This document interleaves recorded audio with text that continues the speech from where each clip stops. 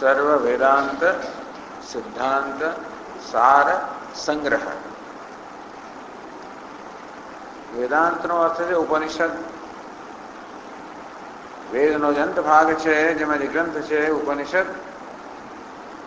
તો આ વેદનો અંત અર્થાત સમગ્ર વેદ છે એનું જે તાત્પર્ય છે, એનું દર્શન છે, એમાં જે તત્વનો નિશ્ચય કરવામાં આવ્યો છે, જીવ અને બ્રહ્મનું ઐક્ય, જે વેદનો અંત કહી શકાય, વેદનું દર્શન છે, વેદનું જે સાર તત્વ છે, સિદ્ધાંત છે, એવા સર્વ વેદાંત, સર્વ ઉપનિષદનો વાસ્તવમાં એક જ સિદ્ધાંત છે. બધા જ ઉપનિષદ, સમગ્ર વેદાંત વાસ્તવમાં આ એક જ સિદ્ધાંત કે એક જ તત્વને રજૂ કરે છે, તે છે જીવ અને બ્રહ્મનું ઐક્ય, સર્વનું ઐક્ય. સર્વમ ખલુ ઇદમ બ્રહ્મ, જે કાંઈ છે વાસ્તવમાં બ્રહ્મ છે, પરમાત્મા જે છે, એકમેવા દ્વિતીયમ, એથી અન્ય કાંઈ જ નથી. આ જ વસ્તુ આપણને વેદાંત એ સમગ્ર વેદ, કારણ કે સમગ્ર વેદની શોધ આ જ દ્રષ્ટિ છે. તો સમગ્ર વેદની જે દ્રષ્ટિ છે, જે દ્રષ્ટિને સ્પષ્ટ રીતે વેદના અંતભાગમાં રહેલા ગ્રંથ અર્થાત ઉપનિષદમાં બહુ એનું પ્રતિપાદન કરવામાં આવ્યું છે. એને આપણે વેદાંત કહીએ, વેદાંતનો સિદ્ધાંત કહીએ કે તું બ્રહ્મ છે, જગત બ્રહ્મ છે, ઈશ્વર પણ બ્રહ્મ છે. જે છે વાસ્તવમાં બ્રહ્મ છે, જીવ, જગત, ઈશ્વર, જે કઈ છે વાસ્તવમાં પરમાત્મા જ છે. અને આ કહેવાની એટલા માટે જરૂર પડે છે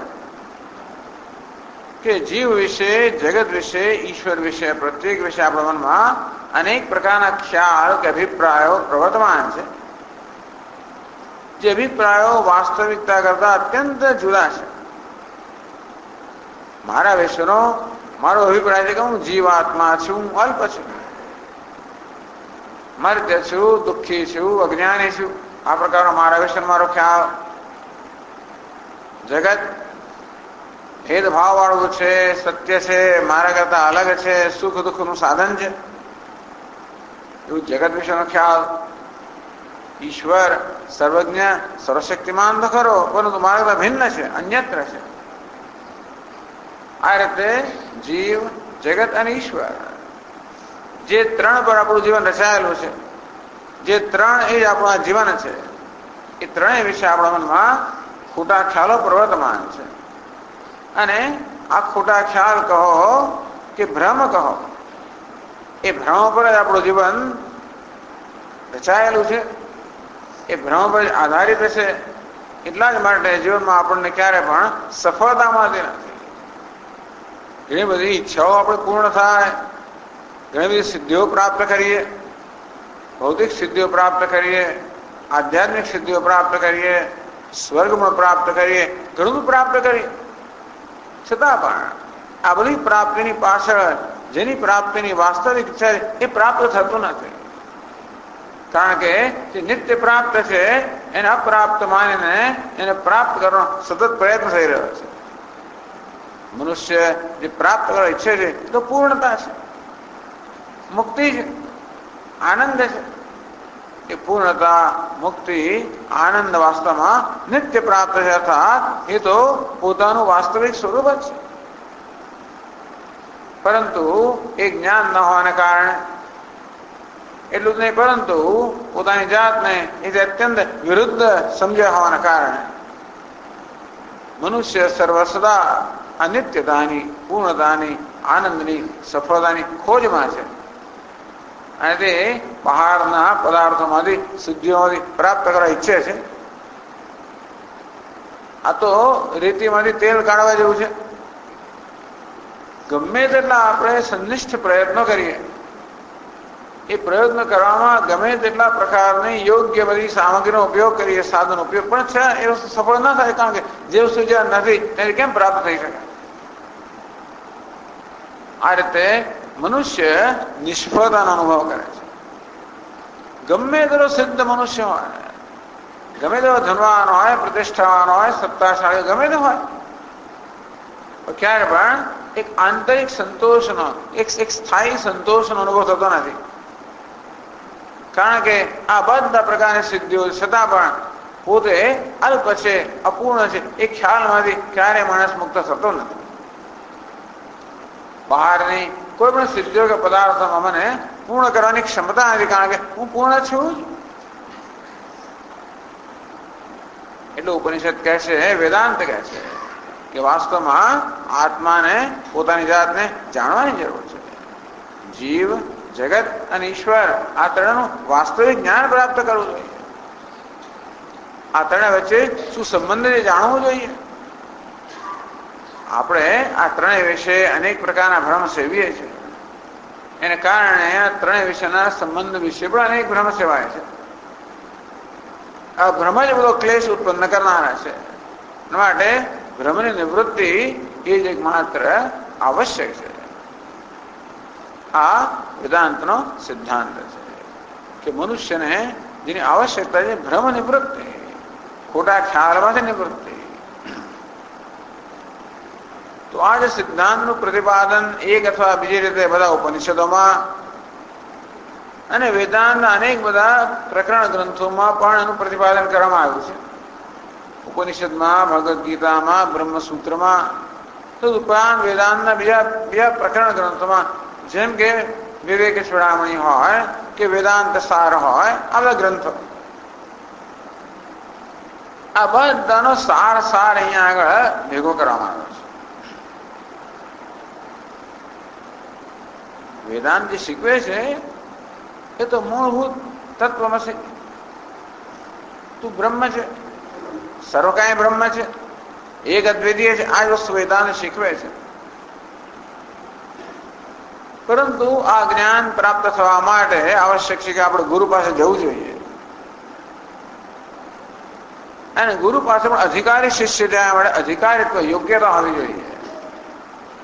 એટલે પહેલા ચર્ચાનો પ્રારંભ થાય શિષ્યની યોગ્યતા, અધિકારીત્વ. સાધન ચતુષ્ટય સંપત્તિ હોવી જોઈએ. વિવેક, વૈરાગ્ય, સમાધિ, ષટ્ક સંપત્તિ, મુમુક્ષુત્વ, આ બધાની વિસ્તારની ચર્ચા છે. જે ચર્ચા આપણને વિવેક ચૂડામણી જેવા ગ્રંથોમાં પ્રાપ્ત ન થાય.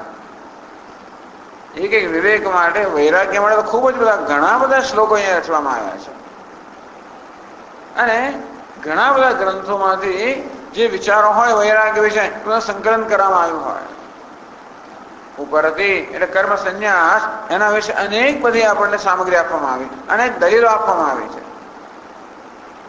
તિતિક્ષા કોને કહેવાય, શમ કોને કહેવાય, દમ કોને કહેવાય, એક એક વાક્યમાં કે એક એક શ્લોકમાં માત્ર વ્યાખ્યા નથી, અનેક બધા શ્લોકોમાં આ બધાની વિસ્તારથી સમજ આપવામાં આવી છે.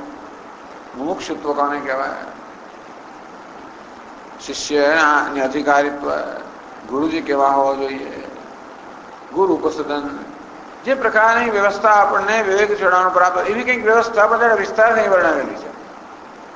શિષ્ય ગુરુ પાસે જાય, ગુરુને વિનંતી કરે, ગુરુજી પછી એને આશ્વાસન આપે, શિષ્ય દ્વારા પ્રશ્ન થાય, ગુરુજી પછી પ્રશ્ન ઉત્તર આપવા માંડે. હવે જે પ્રકારે વેદાંતના સિદ્ધાંતનું અહીંયા આગળ ઉદ્ઘાટન થયેલું છે, એ પદ્ધતિ વેદાંત સાર નામના ગ્રંથમાં કારણ શરીર, સૂક્ષ્મ શરીર, સ્થૂળ શરીર, આ પ્રકારની વ્યવસ્થા છે. નહીં સ્થૂળ શરીર, સૂક્ષ્મ શરીર, કારણ શરીર એવું બધું થાય. તો વેદાંત સાર ગ્રંથની અંદર પહેલા કારણ, ત્યાંથી કારણ કે એમાંથી ઉત્પત્તિ બધી થાય છે, પછી કાર્ય સૂક્ષ્મ શરીર અને સ્થૂળ શરીર, એમાં વ્યષ્ટિ અને સમષ્ટિ, આ બધાને એક સાથે સમાવેશ કરવામાં આવે. બહુ સુંદર રીતે આનું નિરૂપણ થયું છે વેદાંત સારની પદ્ધતિ. અને જો જોડે વિવેક જોડાવાની પદ્ધતિનો પણ આ ઘણો જ સમાવેશ છે. પંચકોશની ચર્ચાની અંદર પણ મનોમય કોષની વિસ્તૃત ચર્ચા, અન્નમય કોષની પણ, વિજ્ઞાનમય કોષ વગેરે આ બધી ચર્ચાઓ પ્રાપ્ત થશે. આત્માનાત્મ વિવેકની વિસ્તૃત ચર્ચા પ્રાપ્ત થશે. આ પંચકોશની ચર્ચાનું પ્રયોજન તો અનાત્માને સમજવાનું છે, અને આત્મા કેવી રીતે અનાત્માથી ભિન્ન છે એની ચર્ચા વિસ્તૃત થશે. મહાવાક્યની ચર્ચા તત્વમસી, ત્વમ પદ એટલે કે આત્મા, એ આત્મા અનાત્મા વિવેક દ્વારા આ ત્વમ પદ શોધન એટલે કે ત્વમ પદ છે એનો નિર્ણય થાય. જગતની બધી ઉત્પત્તિ એટલે માયાની ચર્ચા, જગતની ઉત્પત્તિ, ઈશ્વર તત્વ, એમ કરીને તત્પદ, તત્ એટલે જે ઈશ્વર કે બ્રહ્મ છે એના વિશેની ચર્ચા. તત્વમસી મહાવાક્યનો અર્થ, લક્ષણાવૃત્તિ તો જુદા પ્રકારની લક્ષણો વગેરેના ચર્ચાઓ છે. આ પ્રકારે વિવેક ચૂડામણી, વેદાંત સાર અને બીજા બધા ગ્રંથો, ઉપનિષદના પણ ઘણા બધા અહીંયા ઉદાહરણો છે, ભગવદ્ ગીતાના છે અને બીજા બધા ગ્રંથોમાંથી પણ છે. અને છેલ્લે પછી શ્રવણ, મનન, નિધિધ્યાસન,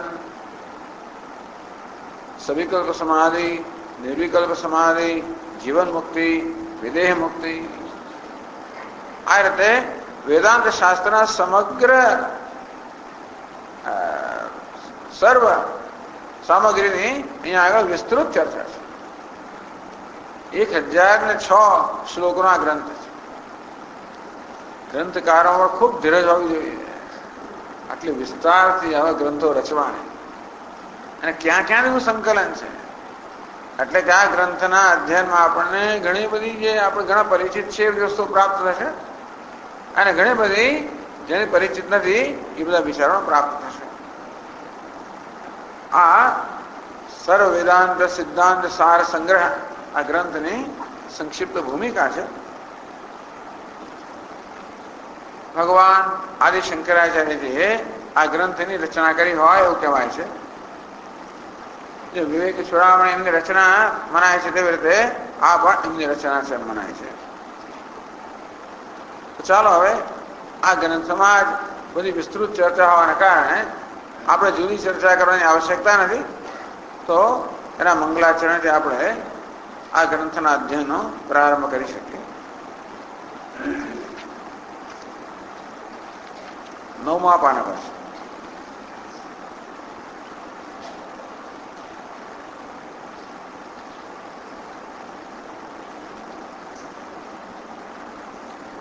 મંગલાચરણનું પ્રયોજન આપણે જાણીએ છીએ. કોઈ પણ શુભ કાર્યના પ્રારંભમાં મંગલાચરણ કરવું જોઈએ. એમાં ગુરુજીની, ઈશ્વરની કૃપાનું આવાહન છે. મંગલાચરણ તત્વના અનુસંધાનના રૂપમાં હોય કે પ્રાર્થના રૂપમાં હોય, અહીંયા આગળ બંને પ્રકારનું મંગલાચરણ છે. એમાં તત્વની કે પરમાત્માની ના કૃપા માટે કે અનુગ્રહ માટે પ્રાર્થના હોય. કારણ કે કોઈ પણ કાર્ય સિદ્ધિમાં ઈશ્વરની કૃપા અત્યંત આવશ્યક છે. સ્વ પ્રયત્ન તો જોઈએ જ, પણ એ પ્રયત્ન ત્યારે સફળ થાય જ્યારે ઈશ્વરની કૃપા પણ હોય, ગુરુજીની કૃપા પણ હોય. આપણને આ ચારે ચાર પ્રકારની કૃપાની આવશ્યકતા છે. ઈશ્વર કૃપા, ગુરુ કૃપા, શાસ્ત્ર કૃપા અને આત્મ કૃપા માટે આ કૃપા માટેની પ્રાર્થનામાં રહેલી છે. તો ચાલો પહેલા શંકરાચાર્ય મહારાજ પોતાના ગુરુજીને વંદન કરે છે. અખંડાનંદ સંબોધ વંદનાદ્યસ્ય જાયતે ગોવિંદમ તમહં વંદે ચિદાનંદતનું ગુરુમ.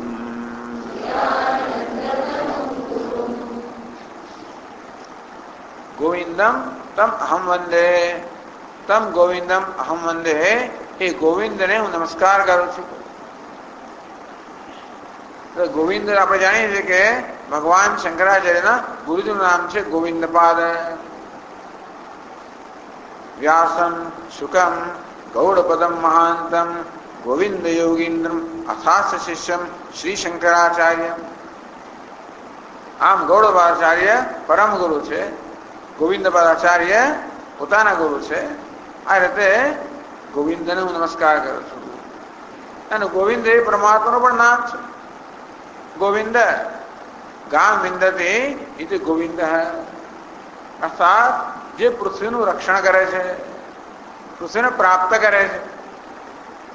અથવા ગોભી વિંદતે, જે ગો અર્થાત વાણી વડે, વેદ વડે, શાસ્ત્ર વડે જેનું જ્ઞાન થાય છે. અથવા ગો અર્થાત ઇન્દ્રિયો જે સ્વામી છે ગોવિંદ. ગો અર્થાત વેદનો પ્રગટ કરનાર પણ ગોવિંદ. આમ વેદના પ્રગટ કરનાર, વેદ એનું પ્રતિપાદન કરે છે તે ઇન્દ્રિયોનો પ્રેરક, આવા ગોવિંદ અથવા ગોવિંદ ભગવાન કૃષ્ણ. કારણ કે ગાયોના સ્વામી છે માટે પણ ગોવિંદ કહેવામાં આવ્યા. ગાયોના સ્વામી છે, રક્ષક છે, ઇન્દ્રિયોના સ્વામી છે, ઇન્દ્રિયોના રક્ષક છે.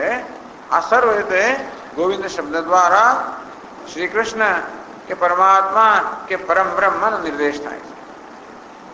આ રીતે ગોવિંદને પ્રણામ કરવા દ્વારા એક કાંકરે બે પક્ષી, અર્થાત ગોવિંદ એટલે પરમાત્માને વંદન થયા, જો ગોવિંદ એટલે પોતાના ગુરુજીને વંદન થયા. ગોવિંદમ તમહં વંદે, એ ગોવિંદને હું વંદન કરું છું.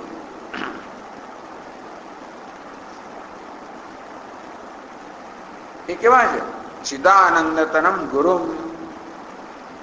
ચિદાનંદ તનુ, ચિત આનંદ તનુ, તમારું શરીર એટલે કે સ્વરૂપ જે ચિદાનંદ સ્વરૂપ છે, સચ્ચિદાનંદ સ્વરૂપ છે. ગુરુ, જે ગુરુ પણ છે. આ રીતે આચાર્ય ઈશ્વરમાં અને પોતાના ગુરુમાં કોઈ ભેદ જોતા નથી. તસ્મૈ શ્રી ગુરુમૂર્તે નમ ઇદમ શ્રી દક્ષિણામૂર્તે. જેમ ત્યાં કહેવામાં આવ્યું કે અમારા ગુરુના રૂપમાં રહેલા ભગવાન દક્ષિણામૂર્તિ નમસ્કાર, તેવી રીતે અમારા ગુરુજીના રૂપમાં રહેલા પરમાત્માને નમસ્કાર કરું છું. પરમાત્મા જ અમારા ગુરુજીના રૂપમાં છે, એવા ગુરુજીને નમસ્કાર કરું છું. ગુરુ જે પોતે જ કહેશે આગળ, જે શિષ્યના અજ્ઞાન રૂપી અંધકારનો નાશ કરે છે, એ ગુરુની વ્યાખ્યા સ્વયં પોતે જ કરશે. વળી એ ગુરુ નમસ્કાર કરવાનું કારણ કયું? અખંડાનંદ સંબોધ યસ્ય વંદનાત જાયતે. યસ્ય વંદનાત, જેમને વંદન કરવાથી અખંડાનંદ સંબોધ, સમ્યક બોધ, સંબોધ ઉત્તમ જ્ઞાન. અખંડાનંદસ્ય સંબોધ, અખંડ આનંદનું ઉત્તમ જ્ઞાન જન્મે છે. અખંડ આનંદ, માત્ર આનંદ પણ અખંડ આનંદ. જે આનંદથી સામાન્ય રીતે જીવો પરિચિત હોય છે એ તો ખંડ આનંદ છે. ક્યારેક ક્યારેક પ્રાપ્ત થતો આનંદ છે, નૈમિત્તિક આનંદ છે. અખંડ આનંદને કહેવાય જે નિત્ય છે. નિત્ય એને જ કહેવાય જેની ઉત્પત્તિ નથી, અર્થાત જેનું કોઈ નિમિત્ત નથી, જે સ્વાભાવિક છે. સ્વાભાવિક અર્થાત જે આત્મ સ્વરૂપ છે. કારણ કે વિષયમાંથી પ્રાપ્ત થતો આનંદ તો ક્યારેક ક્યારેક પ્રાપ્ત થાય. આદ્યંતવંત કૌંતેય એ વિષયથી આનંદ આદિ છે, અંત પણ છે, પણ એ ખંડમાં છે, વિભક્ત છે. તદુપરાંત આનંદ અનુભવ કરનાર છે વિભક્ત. એ ખંડ આનંદ, અખંડ આનંદ. જે આનંદમાં કોઈ ખંડ નથી, વિભાગ નથી, જે આનંદ જેમાં ભોગતાના ભોગ્યનો વિભાગ નથી, એવા અખંડ આનંદ અર્થાત પરમાત્માનો આનંદ સ્વરૂપ, પરમાત્માનો ઉત્તમ બોધ, સમ્યક બોધ, સમ્યક જ્ઞાન, યથાર્થ જ્ઞાન, જેને વંદન કરવા માત્ર જન્મે છે. બહુ મોટી વાત કહી હતી. જેમને વંદન કરવાથી જ આવા અખંડ આનંદનો પરમાત્માનો બોધ અર્થાત યથાર્થ જ્ઞાન થાય છે, એવા ભગવાન ગોવિંદને અને ગુરુજીને હું વંદન કરું છું.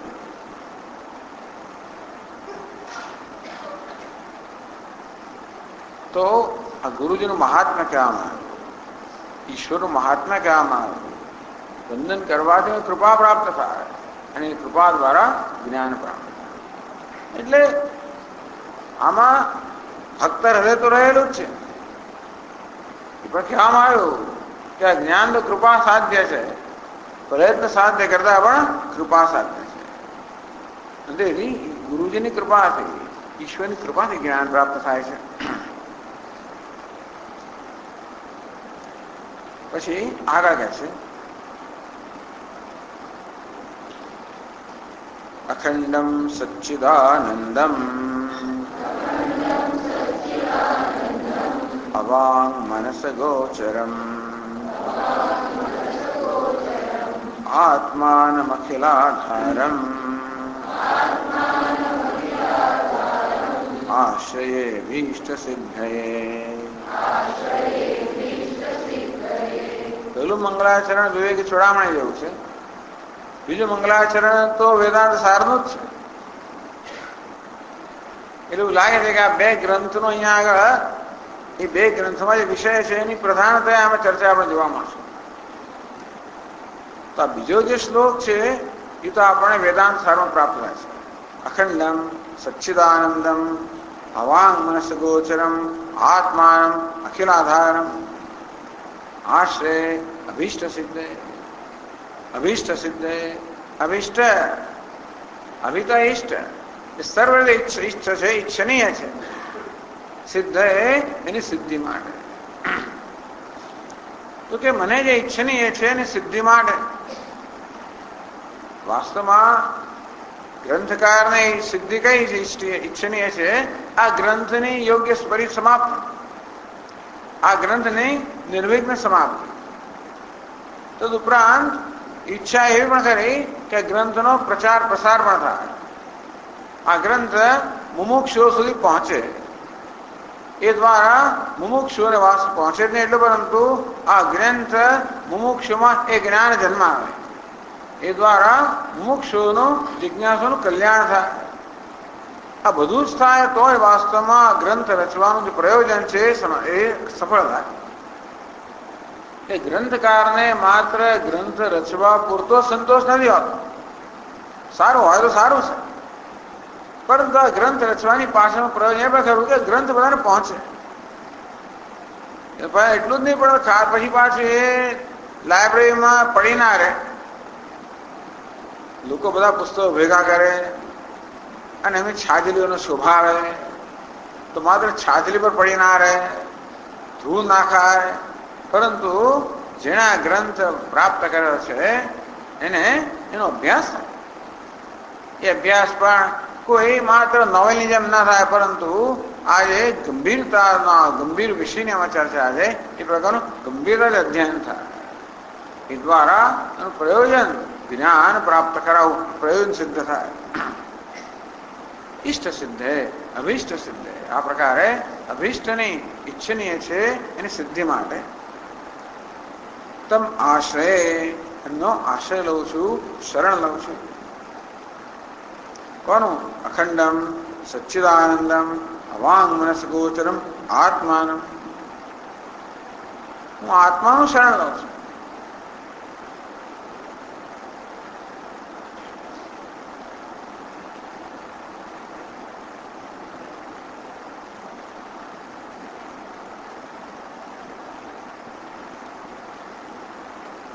પેલા ઈશ્વરનું અને ઈશ્વરને અને ગુરુને વંદના કરવામાં આવી.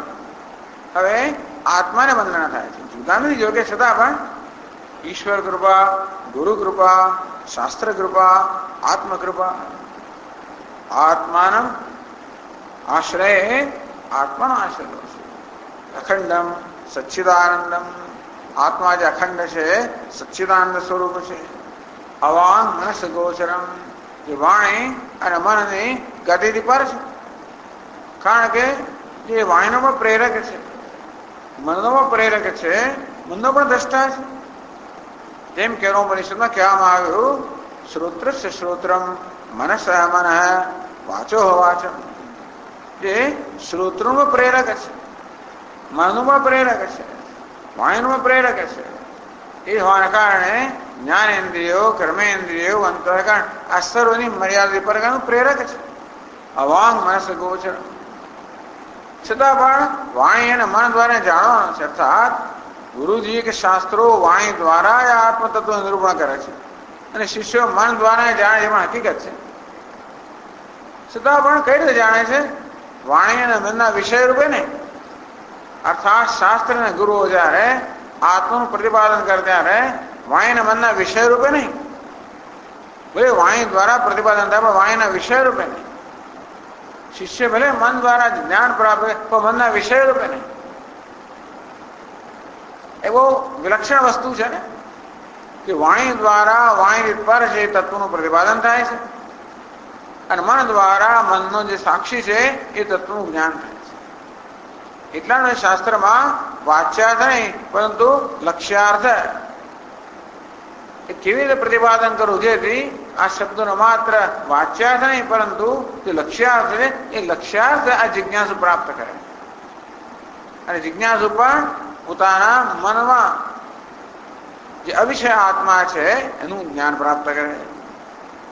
અવાંગ મનસ ગોચરમ સત સ્વરૂપમ ચિત સ્વરૂપમ આનંદ સ્વરૂપમ અહમ અસ્મિ સદા ભામે કદાચિત નામ પ્રિય. હું છું, સદા ભાસું છું, ક્યારે પણ મારી યાદના પ્રિય નથી. આ ચર્ચા પણ આવશે. આત્મા પ્રિયતમ છે અને માટે આનંદ સ્વરૂપ છે. સચ્ચિદાનંદમ અખંડમ. અખંડ અર્થાત જ્યાં આગળ દ્રષ્ટા, જ્ઞાતા, જ્ઞેય કે જ્ઞાનના પણ ભેદ નથી. આત્માનમ એવો આત્મા કે પરમાત્મા અખિલાધારમ જે અખિલનો સમગ્ર નામ રૂપાત્મક જગતનો આધાર છે, અધિષ્ઠાન છે. આ વિચાર સાગરમાં આધાર અને અધિષ્ઠાન વચ્ચે એક ભેદ સમજાવવામાં યાદ હોય તો આપણે જયારે રજ્જુ પર સર્પનો અધ્યારોપ થાય ત્યારે અયમ સર્પ, આ સર્પ છે. આ જે અંશ છે એ રજ્જુનો છે. સર્પ અંશ એ વાસ્તવમાં અધ્યારોપ છે. તો આ રજ્જુના આ રીતે બે પ્રકારના સ્વરૂપો થયા. એક તો સામાન્ય અને બીજું વિશેષ. આ એનું સામાન્ય રૂપ છે, રજ્જુ એનું વિશેષ રૂપ છે. આ સામાન્ય રૂપ અયમ જેનું અજ્ઞાનમાં પણ નિષેધ થતો નથી, અજ્ઞાન બાદ થતો નથી, એને આધાર કહેવામાં આવ્યો. એનું વિશેષ જે રજ્જુ છે એને અધિષ્ઠાન કહેવામાં આવ્યું. આધાર જો કે અહીંયા કે આધાર અધિષ્ઠાન ભેદ નથી કરવામાં છતાં પણ એ સર્વનો આધાર છે. અસ્થિ હાથી પ્રિય એ સમગ્ર નામ રૂપાત્મક જગતનો આધાર છે. અર્થાત આ નામ રૂપાત્મક જગત જેના પર અધ્યારોપિત છે, જેનું અધિષ્ઠાન છે એવા સચ્ચિત આનંદ અસ્થિ ભાતિ પ્રિય એવા પરમાત્માને આશ્રય એનો આશ્રય એવું નામરૂપનો આશ્રય નથી લેતો, નિશ્ચયનો આશ્રય નથી લેતો. જીવનમાં આશ્રય કોણ લેવાનો? યો બ્રહ્માંડ વિદધાતિ પૂર્વમ યો વૈ વેદાંશ પ્રહિણોતિ તસ્મૈ તમ દેવમ આત્મબુદ્ધિ પ્રકાશમ મુમુક્ષુર્વૈ શરણમહં પ્રપદ્યે. તમ આત્મબુદ્ધિ પ્રકાશમ, મારી બુદ્ધિને પ્રકાશિત કરનાર, સર્વ જ્ઞાન પ્રદાન કરનાર, બુદ્ધિના સાક્ષી, બુદ્ધિને પ્રકાશિત કરનાર એ પરમાત્માનો હું શરણ લઉં છું. આત્માનમ ભગવાન કહે છે ને કે મામ એવ પ્રપદ્યંતે માયા મેતામ તરંતિ તે. જે મારું શરણ લે છે એ માયાને તરી જાય છે. અજ્ઞાની લોકો માયાનું શરણ લેતા હોય છે. હું આત્માનમ આશ્રય, હું આત્માનું પરમાત્માનું શરણ લઉં છું. અભીષ્ટ સિદ્ધ જેથી મારા ઈચ્છનીય ધ્યેયની પ્રાપ્તિ થાય.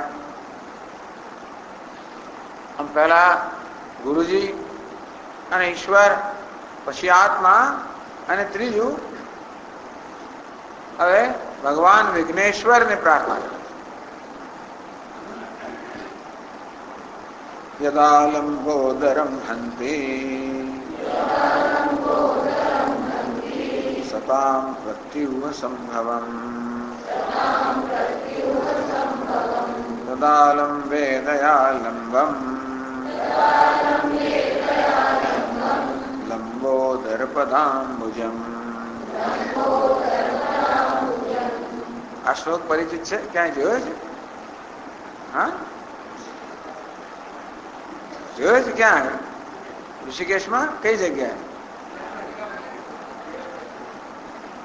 ઋષિકેશમાં જે ગણેશનું મંદિર છે એની નીચે આ શ્લોક લખેલો છે. તો દરેકને શ્લોક લખ્યો છે.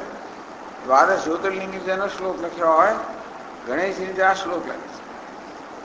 કાઢી કાઢીને ક્યાંથી આ શ્લોક કાઢ્યો કોઈને સમજ પડે એવું નથી. આ પછી હવે આપણે સમજ પડશે અહીંયા આગળ. યત આલંબ ધરમહંતી, યત આલંબ, જેમનો આલંબ, આલંબ કહો, શરણ કહો, શરણાગતિ કહો, જેનું આલંબન લેવાથી, જેમની સહાય લેવાથી, જેમને શરણાગત થવાથી, જેમને રક્ષક તરીકે સ્વીકારવાથી. કોને?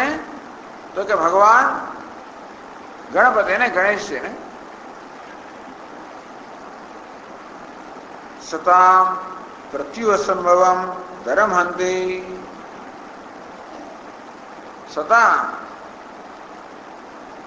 જે લોકો ભગવાન ગણેશનું આલંબન લે, કયા લોકો? સતામ સત્પુરુષ.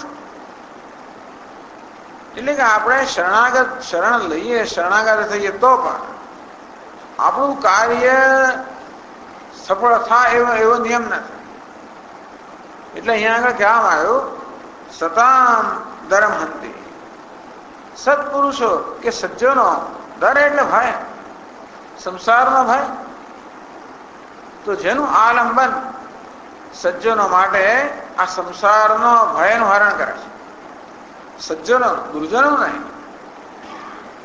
જો કે આપણે ત્યાં જોઈએ છીએ કે દુર્જનોએ ભગવાનનો આલંબ લીધા પછી એમનું પણ બધું કામ તો થાય છે. બધા અસુરોએ પણ વાસ્તવમાં દેવતાની ઉપાસના કરેલી છે. મુખ્યત્વે શિવજીની, ક્યારેક બ્રહ્માજી. કોઈ અસુર વિષ્ણુ ભગવાન પાસે ગયો મને ખ્યાલ નથી આવતો હતો કે અસુરનો ભક્તો હતા ખરા. પ્રહલાદનો ભક્ત હતો ખરો, અરે વૃત્રાસુરનો ભક્ત હતો એવું લાગે છે. કે મારીશ પણ ભક્ત બન્યો, વિભીષણ ભક્ત બન્યો. એ રીતે એ લોકો આલમમાં લીધેલું છે ભગવાનનું, પણ દુષ્ટ લોકો આલમમાં નથી લીધો. દુર્જનો આલમમાં લીધું નથી. હું નથી માનતા કે ભગવાન દુર્જનો આલમમાં આપે પણ ખરા. વિભીષણ આલમમાં લીધું એટલે કહ્યું કે આ જે જીવ અનેક જન્મમાં પુણ્ય કર્મ કર્યા હોય એને જ વાસ્તવમાં મારી પાસે આવવાની ઈચ્છા માત્ર થાય. આ વિભીષણ બધું છોડ અહીંયા આવ્યો છે એ જ બતાવે છે કે એના મહાન પુણ્ય કર્મ છે. કદાચ ના આપણે છેતરવા પણ આવ્યો હતો, પણ અહીંયા આવ્યો છે, એ ક્યાંય ગયો નથી. એટલા જ મને સ્વીકાર થવો જોઈએ. પણ હા, શિવજી ખાસ કરીને કદાચ એ એટલા માટે કહેવામાં શિવજી માટે કે સૌથી ઉદાર દેવતા તો એ છે કે બધા એમના ભક્તો છે, બધાને એમણે આશ્રય આપેલો છે. વિષ્ણુ ભગવાન કંઈક થોડો ઘણો ભેદ કરતા હશે ખરા, એટલા માટે અસુરો કદાચ એની પાસે જવાની હિંમત નહીં કરતા હોય, પણ શિવજી તો બધા માટે એમના દરવાજા ખુલ્લા છે. છતાં પણ શિવજીને પ્રસન્ન કરીને અનેક પ્રકારની સિદ્ધિઓ પ્રાપ્ત કર્યા છતાં પણ એમના સંસારનો ભય દૂર થયો નથી. એટલે સજ્જનો જ જયારે ઈશ્વરનો આલંબન લે, કારણ કે દુર્જનો આલંબન લે એવી દુર્જનતામાં વધારો થયેલો છે. ભસ્માસુર ભગવાન શિવજીનો આલંબન લે તો છેવટે શિવજીને જ ભસ્મ કરવાની ઈચ્છા રાખે. આ બધા રાક્ષસો એવા પ્રબળ બનવા માંગતા હતા કે એના એ દેવતાઓ પર જ છેવટે લોકો વિજય પ્રાપ્ત કરવા માંગતા હતા. એટલે દુર્જનની દુર્જનતા જ વધતી લાગે છે, એના સંસારના ભયનો નાશ થતો નથી. સજ્જનો વાસ્તવમાં એને જ કહેવાય જે લોકો સત્કર્મ કરનારા છે, ઈશ્વરમાં શ્રદ્ધા ધરાવનારા છે, ધર્મમાં શ્રદ્ધા ધરાવનારા છે, ધર્મનું આચરણ કરનારા છે. એને કારણે જેમના વિવેક છે, એને કારણે જે લોકો સંસારથી મુક્ત થવા માંગે છે. ધર્મ આખા એટલે સંસારમાં જે ભય રહેલો છે, દુઃખ રહેલું છે, એ દુઃખને સમજનારા છે. સંસારના દુઃખ રહેલું છે એ જે સમજતા જ ના હોય એમની એ લોકો એ દુઃખ મુક્તિ માંગવાના જ નથી. અસુરો સમજ્યા જ નથી. એ લોકોને સંસાર જોઈએ છે, ત્રણેય લોકની સંપત્તિ જોઈએ છે, બધી સત્તા જોઈએ છે. તેથી આ સંસાર દુઃખજનક છે કે દુઃખમય છે એવું સમજ્યા જ નથી. એ લોકો સંસાર જ માગે છે. એને સજ્જનો કહેવાય જે લોકો સમજ્યા છે. કારણ કે સજ્જનતાને કારણે વિવેક જન્મે છે, ધર્મનું પાલન કરવાના કારણે માણસો વિવેક જન્મે છે કે વાસ્તવમાં આ સંસાર દુઃખજનક છે. ઘણા લોકો ઝંપલાવ્યા પછી જાણે છે, ઘણા લોકો ઝંપલાવ્યા પહેલા જાણે છે, ગમે પણ તો એ ઝંપલાવ્યા પછી પણ સજ્જનો હોય એ લોકોમાં એ વિવેક જન્મવાનો છે. સતામ પ્રત્યુસંભવમ પ્રતુલે વિઘ્ન, પ્રત્યુસંભવમ વિઘ્નમાંથી જન્મતો આજે ધર્મ અર્થાત જે ભય છે કે દુઃખ છે એનો નાશ કરે છે. યદ આલંબ યસ્ય આલંબ, આલંબ અહીંયા આગળ કરતા છે. જેનો આલંબ સજ્જનો માટે વિઘ્નોમાંથી જન્મેલો ભય, આ વિઘ્ન ભય કરનારા છે. આ સજ્જનોને ઈશ્વરની ખાસ જરૂર પડે છે. દુર્જનો છે ને એના લોકોમાં સ્નાયુનું બળ હોય. દુર્યોધનને ભગવાનના આશ્રયની જરૂર નથી લાગતી. અર્જુન સજ્જન છે માટે એને ભગવાનના આશ્રયની જરૂર લાગે છે. એ જાણે છે કે વાસ્તવમાં મારી શક્તિ તો હું કંઈ કરી શકું એમ નથી. જે થાય છે વાસ્તવમાં ઈશ્વરની કૃપાથી જ થાય છે. અને સજ્જનો બિચારા નાજુક વધારે હોય એટલે આ બધા વિઘ્નો વગેરે છે એનાથી એ લોકોને વધારે અસર થાય. એટલે ઈશ્વરની વધારે કૃપાની આવશ્યકતા હોય જેથી આ બધા વિઘ્નો જન્મેલા દુઃખ કે બધી મુક્ત થાય. સતામ પ્રત્યુસંભવમ ધરમહંતી, જેનું આલંબન, જેની શરણાગતિ આ સજ્જનોના વિઘ્નમાંથી જન્મેલા ભયને દૂર કરનાર છે. તદાલંબે, એનું આલંબન લઉં છું. કોનું આલંબન? લંબોદર પદાંબુજમ, દયાલંબમ લંબોદર પદાંબુજમ. એ બહુ એવું જ છે. ટૂંકમાં આ બધા વિશેષણો ગણપતિજીના છે. લંબોદર પદાંબુજમ, એ લંબોદર લાંબુ જેનું ઉદર છે. લાંબુ ઉદર હોવાના કારણે બધી વસ્તુ એ પચાવી શકે. જઠર મોટું છે ને, કાન પણ મોટા છે, બધી વસ્તુ સાંભળવાનો વાંધો નહીં. સારું ખરાબ છે બધું સાંભળી શકે. અર્થાત એ બધામાં પોતાની સ્વસ્થતા રાખી શકે અને જે કંઈ આરોગ્ય બધું પચાવી શકે. એટલું મોટું લાંબુ ઉદર છે. લંબોદર એટલા મળે કે સમગ્ર જગત પણ જેમના જઠરમાં છે પણ કહી શકાય. આમ ગણેશજી છે લંબોદર એ વાસ્તવમાં સગુણ બ્રહ્મનું પ્રતીક છે. એમનું ઉદર જે છે સમગ્ર બ્રહ્માંડનું પ્રતીક છે. તેના ઉદરમાં બ્રહ્માંડ રહેલું છે. સમગ્ર બ્રહ્માંડને સમાવનારા જે છે એવા લંબોદર, લંબોદર પદાંબુજમ. બધા ચરણ કમળ, ભગવાન લંબોદરના, ભગવાન ગણેશજીના ચરણ કમળનું આલંબે હું આલંબન લઉં છું, શરણ લઉં છું. એ કોણ છે? દયાલંબમ, જે દયાના આલંબ છે, દયાના આધાર છે, અર્થાત જે દયા સાગર છે. તો દયા સાગર ભગવાન ગણપતિના ચરણ કમળનું હું આશ્રય લઉં છું. જે આલંબન કે જે આશ્રય સજ્જનોના બધા ભયને દૂર કરનાર છે. અને ભય જન્મે છે વિઘ્નોમાંથી. તો વિઘ્નોમાંથી જન્મતા ભયને દૂર કરનાર જેનો આલંબન છે એવા ભગવાન, એવા દયાના સાગર સમાન ભગવાન ગણપતિના ચરણ કમળનું હું આલંબન લઉં છું, જેથી મારા પણ બધા વિઘ્નો દૂર થાય. આ રીતે 3 શ્લોકમાં મંગલાચરણ કરવામાં. સામાન્ય રીતે મંગલાચરણ એક જ શ્લોકમાં થતું હોય છે. એટલે આ ગ્રંથનો વિસ્તાર તમે જોઈ શકશો કે દરેક વસ્તુને વિસ્તારથી કહેવામાં આવે છે. એક વિવેક ચૂડામણીમાં વારંવાર પુનરાવર્તન જોવા મળે. બહુ વિસ્તાર થાય તો થોડું પુનરાવર્તન જોવા મળે, પણ અહીં જોશો કે આ વિસ્તારમાં ઘણું સંકલન રહેલું છે. જ્યાં બગીચામાં જઈએ, જુદા પુષ્પ આપણે છૂટે, એક સુંદર મોટી માળા બનાવીએ, પુષ્પમાળા. તેવી રીતે વેદાંત બધા ગ્રંથોમાંથી બધું ચયન કરવામાં આવે છે, મોટી એક માળા બનાવવામાં આવે છે. એ આ ગ્રંથ છે. માટે આપણને અન્ય ગ્રંથોમાંથી કઈ ને કઈ બધી વસ્તુઓ પ્રાપ્ત થશે. મંગળાચરણ કર્યા પછી આગળ ગ્રંથ પ્રતિજ્ઞા કરે છે. પોતે શું કરવાના છે એની પ્રતિજ્ઞા. વેદાંત શાસ્ત્ર સિદ્ધાંત સાર સંગ્રહ ઉચ્યતે પ્રેક્ષાવતામ મુક્ષુણામ સુખબોધોપપત્તયે. એ બોધોપપત્તિ જોઈએ, ધ્વનિ ઉપર એક માત્ર પણ જોઈએ. વેદાંત શાસ્ત્ર સિદ્ધાંત સાર સંગ્રહ ઉચ્યતે. વેદાંત શાસ્ત્રના સિદ્ધાંતનો સારરૂપ સંગ્રહ ઉચ્ચતે અહીંયા કહેવામાં આવે છે. એટલે ગ્રંથકાર પ્રતિજ્ઞા કરે, ગ્રંથમાં પોતે શું કરવાના છે. તો એટલે પ્રતિજ્ઞા કરવી જેથી આપણે ખબર પડે કે આ ગ્રંથમાં આપણને શું પ્રાપ્ત થશે, આ ગ્રંથનું શીર્ષક શું છે, અને વિષય શું છે, પોતે શું કરવા માંગે છે. કે સમગ્ર વેદાંત શાસ્ત્ર છે એનો સિદ્ધાંત, એના સારનો સંગ્રહ છે. આખા વેદાંતનો સંગ્રહ નથી, વેદાંતના સિદ્ધાંતના સારનો સંગ્રહ છે. શેને માટે કરો છો? પ્રેક્ષાવતામ મુમુક્ષુણામ સુખબોધોપપત્તયે. સુખબોધ ઉપપત્તયે. ઉપપત્તિ એટલે ઉત્પત્તિ. સુખબોધ ઉત્પત્તયે, બોધોત્પત્તયે. આ બોધની જ્ઞાનની ઉત્પત્તિ થાય માટે.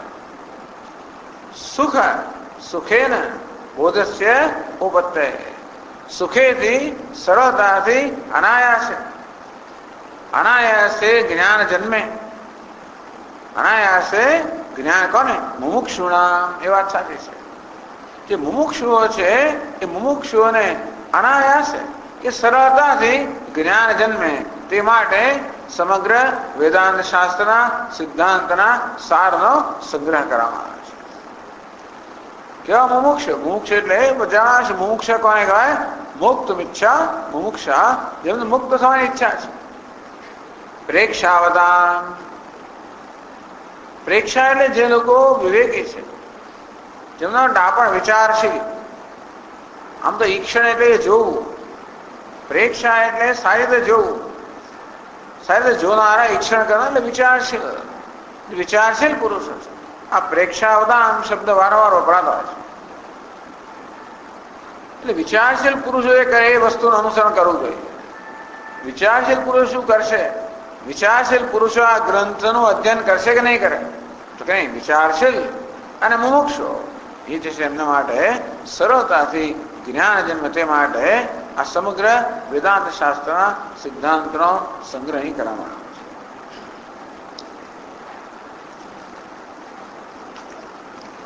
આ ગ્રંથકારે પ્રતિજ્ઞા કરી. હવે ગ્રંથનો પ્રારંભ કરતા પહેલા અનુબંધ ચતુષ્ટય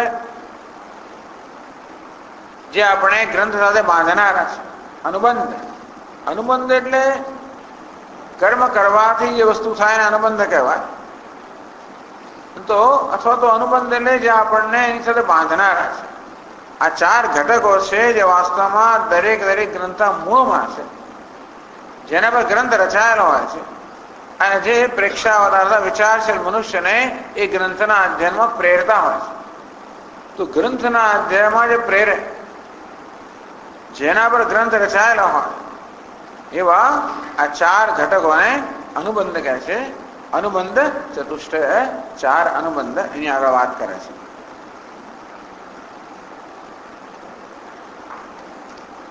અસ્ય શાસ્ત્ર અનુસારિત્વાદ અનુબંધ ચતુષ્ટયમ યદેવ મૂલમ શાસ્ત્રસ્ય નિર્દિષ્ટમ તદિહોચ્યતે.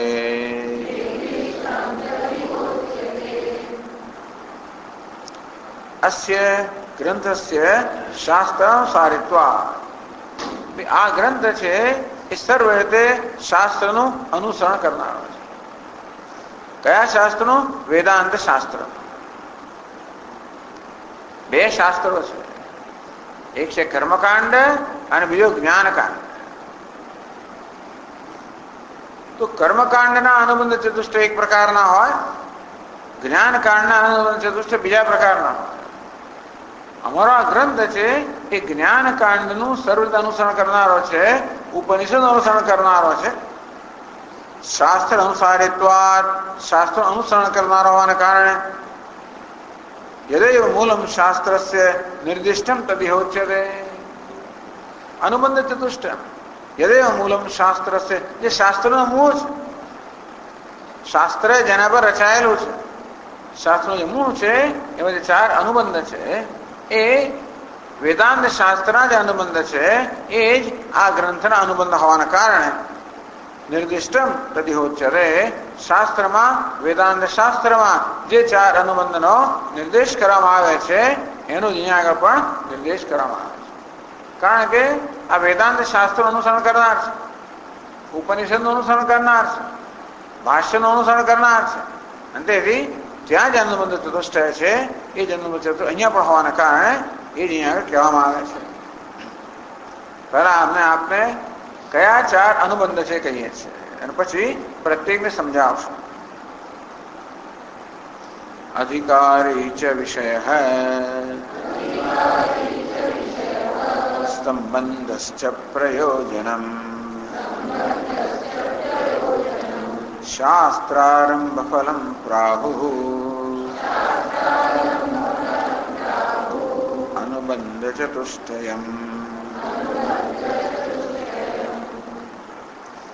અધિકારી ચ વિષય સંબંધશ્ચ પ્રયોજનમ.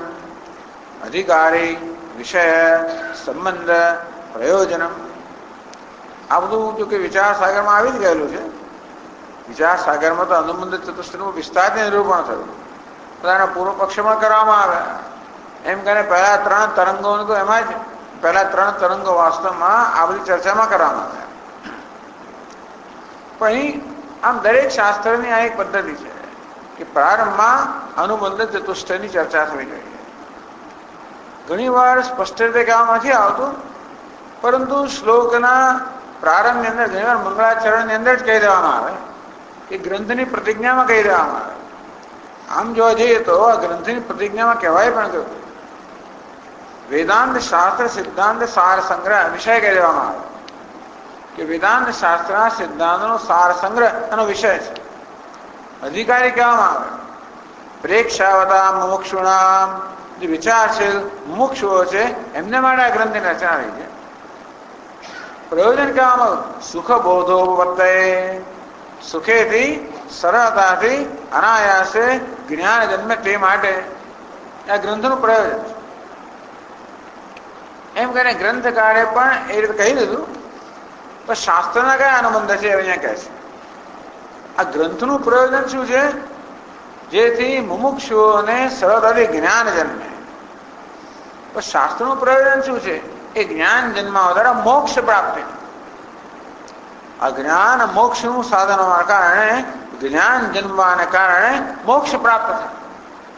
એટલે મુમુક્ષુના એમાં કહી દેવામાં આવ્યું કે મોક્ષની ઈચ્છા ધરાવનારો તો મોક્ષ એટલે સંબંધ કહેવામાં આવ્યો કે જ્ઞાનથી મોક્ષ પ્રાપ્ત થાય છે. મુમુક્ષ અર્થાત મોક્ષની ઈચ્છા ધરાવનારા સુખ બોધો વત્તે એમને સરળતાથી જ્ઞાન જન્મે એ દ્વારા જ મોક્ષની ઈચ્છા પૂર્ણ થાય. એટલે આ જ્ઞાન જ મોક્ષનું સાધન એ પણ સંબંધ પણ કહી દેવામાં આવે. એ રીતે અનુબંધ ચતુષ્ટય એમાં પ્રતિજ્ઞા કહેવામાં આવે. છતાં પણ એને શાસ્ત્રમાં જે પ્રકારે અનુબંધ ચતુષ્ટયનું નિરૂપણ છે એ અહીંયા કરવામાં આવે છે. અધિકારી, વિષય, સંબંધ અને પ્રયોજન. શાસ્ત્રારંભ ફલમ. શાસ્ત્રાન્વય શાસ્ત્રો આરંભનું ફળ છે. શાસ્ત્ર આરંભનું ફળ છે. એના કરતા પણ શાસ્ત્રો આરંભનું ફળ છે. અનુબંધ ચતુષ્ટયને કારણે શાસ્ત્રો આરંભ થાય. પ્રેક્ષાવધાન વિચારશીલ લોકો તો શાસ્ત્રનું અધ્યયન કરે જો આ ચાર અનુબંધ પહેલા સ્પષ્ટ કરવામાં આવ્યા હોય. આપણે કોઈ ગ્રંથ ક્યારે વાંચીએ એનો વિષય આપણે રસ પડે એવો હોય તો, વળી ક્યારે વાંચીએ એ વિષય સમજવાની યોગ્યતા આપણે ધરાવતો હોય તો, વળી ક્યારે અભ્યાસ કરીએ એ વિષયને જાણવાથી કંઈક પ્રયોજન સરતું હોય તો વગેરે. એટલે કોઈ પણ વિચારશીલ મનુષ્ય જાણ્યા પછી જ ગ્રંથનો અભ્યાસનો પ્રારંભ કરે. શાસ્ત્ર આરંભ ફલમ. તેથી શાસ્ત્રો આરંભ કરાવવો જેનું ફળ છે એવા ચાર અનુબંધ ચતુષ્ટય છે. પ્રાહુ અનુબંધ ચતુષ્ટયમ. આવું વિદ્વાનો કહે છે. શાસ્ત્ર ફલમ અનુબંધ ચતુષ્ટયમ પ્રાહુ. વિદ્વાનો એમ કહે છે કે આ ચાર અનુબંધ છે એ શાસ્ત્રના આરંભ કરે છે. અર્થાત શાસ્ત્રો આરંભનું ફળ છે એવા ચાર અનુબંધ છે. ટૂંકમાં આ ચાર અનુબંધ જાણ્યા પછી શાસ્ત્રની અધ્યયનની પ્રવૃત્તિ થાય છે એવું વિદ્વાનો કહે છે, એવું મહાપુરુષો કહે છે. એટલા માટે અહીંયા આ અનુબંધ ચતુષ્ટય એ ચાર અનુબંધ છે એનું નિરૂપણ કરશું. તો પહેલા માત્ર પ્રતિજ્ઞા કરવામાં આવે કે કયા ચાર અનુબંધ છે. હવે પ્રત્યેક અનુબંધ વિશે સમજ આપવામાં આવે છે. પણ અધિકારી વિશે કહે છે. ચતુર્ભિ સાધનૈ સમ્યક સંપન્નો યુક્તિ દક્ષિણ મેધાવી પુરુષો વિદ્વાન અધિકાર્યત્ર સંમત.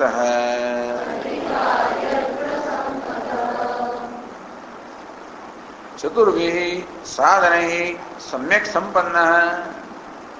આ ચાર સાધનો જે સારી રીતે જણાયુક્ત હોય, આ ચાર સાધનો સારી રીતે ધરાવનારો હોય. કયા ચાર સાધનો કે છે આપણને? વિવેક, વૈરાગ્ય, સમાધિ, ષટ્ક સંપત્તિ, મુમુક્ષુત્વ. આ ચાર સાધનોને સારી રીતે ધરાવનારો હોય. છતાંય પણ વિવેક શ્રેણીમાં કહેવામાં આવ્યું મેધાવી પુરુષ વિદ્વાન ઉહાપોહ વિચક્ષણ વગેરે. એનો પણ એ સમાવેશ કરી દેવામાં આવે. યુક્તિ દક્ષિણ વિવેક હોય, વૈરાગ્ય હોય, આ બધી આપણી તૈયારી હોય. સબ યુક્તિ દક્ષિણ. યુક્તિમાં પણ જે દક્ષ છે, દક્ષિણ દક્ષ, યુક્તિમાં પણ કુશળ છે. દક્ષતા ધરાવે છે, સામર્થ્ય ધરાવે છે, કુશળતા ધરાવે છે. આ વેદાંત શાસ્ત્રમાં યુક્તિનું બહુ મહત્વ છે. એટલા જ માટે કે આપણી બુદ્ધિ પણ હંમેશા યુક્તિ પર ચાલનારી છે. અજ્ઞાન બુદ્ધિમાં છે. આ બધા ખોટા ખ્યાલ કે ભ્રમ બુદ્ધિમાં છે. એટલા માટે બુદ્ધિમાં જ આ બધા ભ્રમનું નિવારણ થવું જોઈએ. બુદ્ધિમાં અજ્ઞાન છે ત્યાં આગળ જ્ઞાન જન્મવું જોઈએ. બુદ્ધિમાં ભ્રમ છે ત્યાં ભ્રમનું નિવારણ થવું જોઈએ. હવે આ બુદ્ધિએ અમુક પ્રકારની દલીલો કરીને આ નિર્ણયો કરેલા છે. આપણે જેને ભ્રમ કહીએ છીએ એ વાસ્તવમાં બુદ્ધિના નિર્ણયો છે. બુદ્ધિનો નિર્ણય છે કે હું દેહ છું, બુદ્ધિનો નિર્ણય છે. હું મન છું, બુદ્ધિ છું, અહંકાર છું, હું અજ્ઞાની છું, મર્ત્ય છું, અલ્પ છું, સંસારી છું. આ બુદ્ધિના નિર્ણયો છે. જે કોઈ કારણ, જે કઈ પ્રકારની વિચાર પદ્ધતિ બુદ્ધિ અપનાવી હોય, આ પ્રકારના નિર્ણય પર આવવા માટે બુદ્ધિએ પણ કોઈ પ્રકારની યુક્તિઓ અજમાવેલી છે. પોતાની રીતે યુક્તિઓ અજમાવીને બુદ્ધિ આત્મા વિશેના, જગત વિશેના, ઈશ્વર વિશેના આ બધા નિર્ણયો ધરાવે છે. એટલે કે આ જે ભ્રમ છે એ વાસ્તવમાં બુદ્ધિના નિર્ણયો છે. એ નિર્ણયમાં કઈ યુક્તિ રહેલી છે. કેવી યુક્તિ છે? એ ખરેખર તો કુતર્ક છે એમ કહી શકાય. કુતર્ક નહીં, પરંતુ અજ્ઞાનની જન્મેલી યુક્તિ. તો બુદ્ધિ પોતાની યુક્તિથી આ બધા નિર્ણયો પર આવેલી છે. એટલા જ માટે બુદ્ધિને આપણે એને સાચી યુક્તિ આપીએ ત્યારે બુદ્ધિ જોઈ શકે કે પોતાના નિર્ણયો છે નિર્ણય ખોટો છે.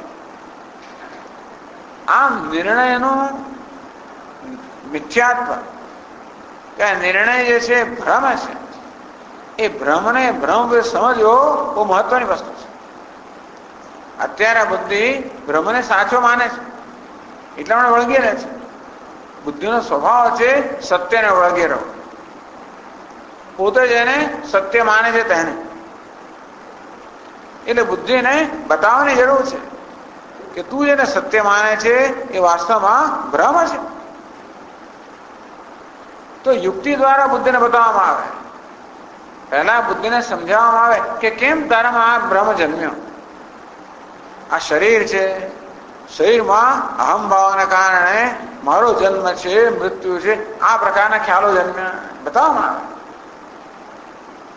એટલે બુદ્ધિને જયારે સમજાવવામાં આવે કે હું મર્ત્ય છું એ પ્રકારનો નિર્ણય દેહમાં અહમ ભાવને કારણે જન્મેલો છે, તો બુદ્ધિ કે શું ખોટું છે? કે નહીં, તું દેહ નથી.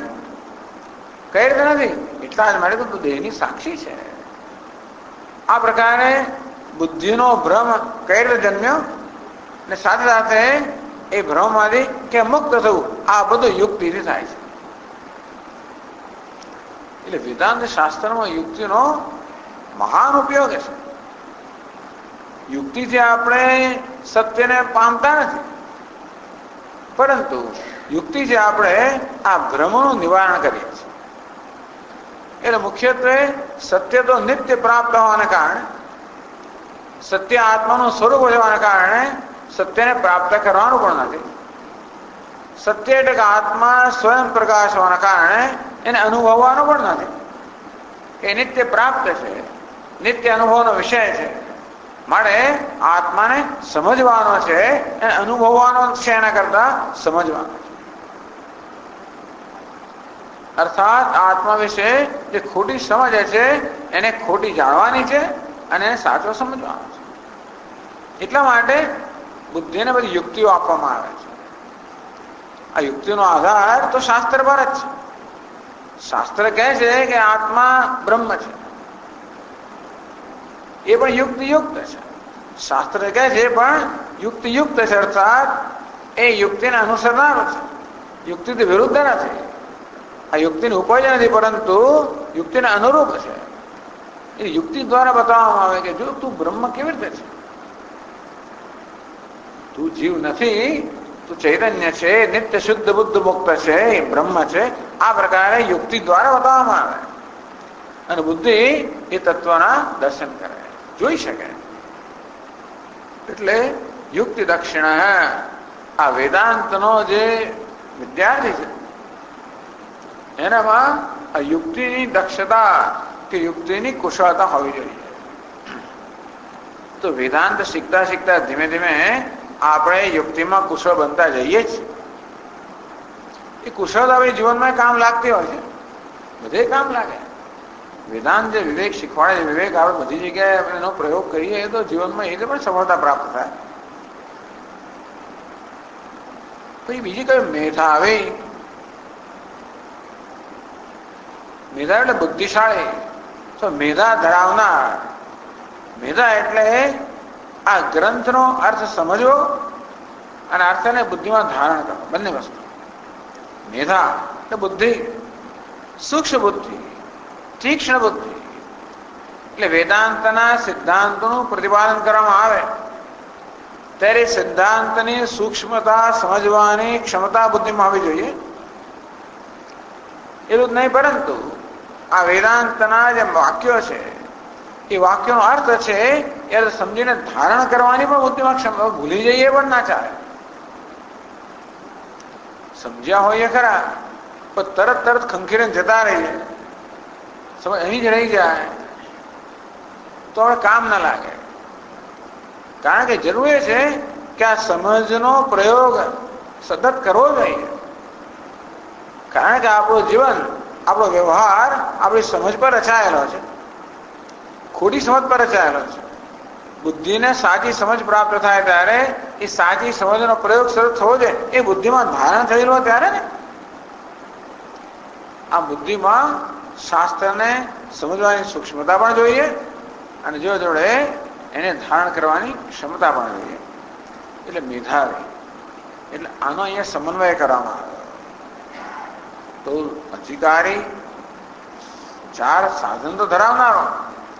વિવેક ચૂડામણી આવો જ ગ્રંથ લગભગ ત્યાં બધું સંકલન કરવામાં આવ્યું છે. એટલે આ સાધન ચતુષ્ટય સાથે યુક્તિ દક્ષિણા, યુક્તિમાં દક્ષતા ધરાવનાર, મેધાવી અર્થાત બુદ્ધિની સૂક્ષ્મતા ધરાવનાર અને ગ્રંથની ધારણ શક્તિ ધરાવનાર પુરુષ, મનુષ્ય. વિદ્વાન પછી વિદ્વાન હોય એટલે કે વિદ્વાન એટલે શાસ્ત્રનો જાણકાર હોય. કોઈ જાણ્યું જ નથી ને આપણે વેદાંતનું શ્રવણ કરવા જઈએ એવું બરાબર નથી.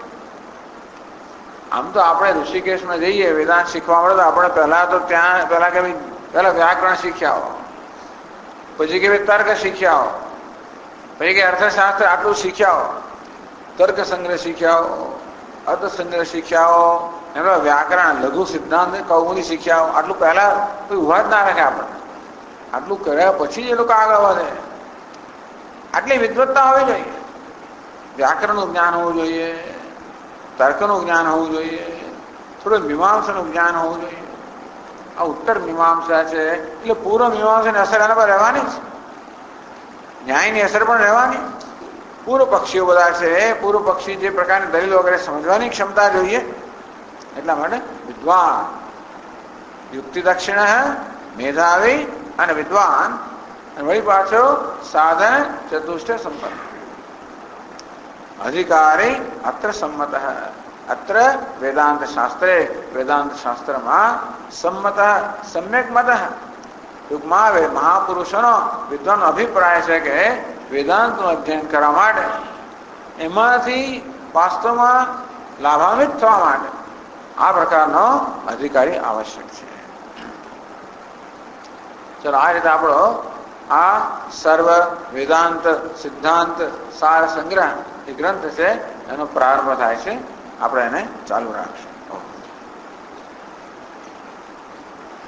ઓમ પૂર્ણમદ પૂર્ણમિદં પૂર્ણાત પૂર્ણમુદચ્યતે પૂર્ણસ્ય પૂર્ણમાદાય પૂર્ણમેવાવશિષ્યતે. ઓમ શાંતિ શાંતિ શાંતિ. શંકરં શંકરાચાર્યં કેશવં બાદરાયણં સૂત્રભાષ્યકૃતૌ વંદે ભગવन्तौ પુનઃ પુનઃ. ઈશ્વરો